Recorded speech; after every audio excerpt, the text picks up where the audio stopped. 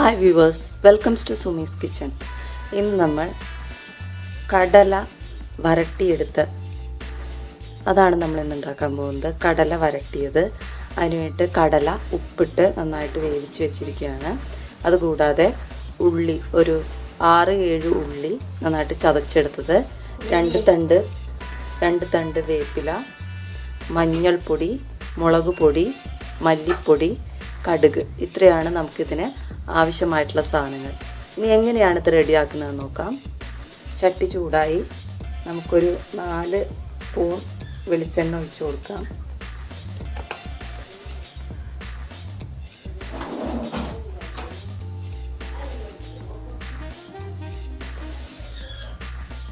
ഒരു സ്പൂൺ കടുക് പൊട്ടിക്കഴിഞ്ഞു. നമുക്ക് ഉള്ളിയും വേപ്പിലയും ചേർക്കാം.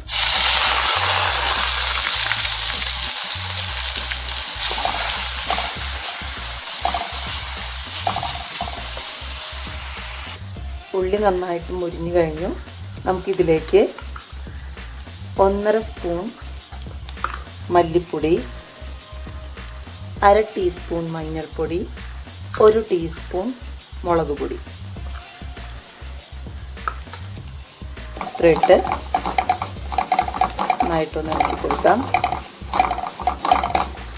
അതിനുശേഷം നമ്മൾ വേവിച്ച് വെച്ചിരിക്കുന്ന കടല ചേർത്തിളക്കാം.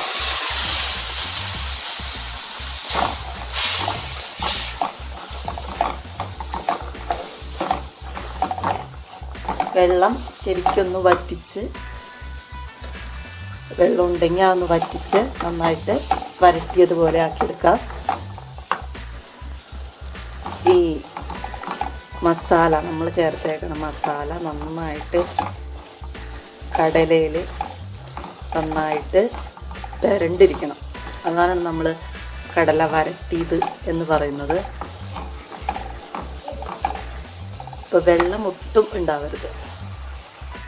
അങ്ങനെ നമ്മുടെ കടല ഇവിടെ റെഡി ആയിരിക്കുകയാണ്. നന്നായിട്ട് മസാലയൊക്കെ കടലയിലേക്ക് പിടിച്ച് നല്ല ടേസ്റ്റി ആയിട്ടുണ്ട്. ഇത് കഞ്ഞിക്കും അല്ലെങ്കിൽ ചോറിനും പുട്ടിനും എന്തിനു വേണമെങ്കിലും നല്ലൊരു കോമ്പിനേഷനാണ്.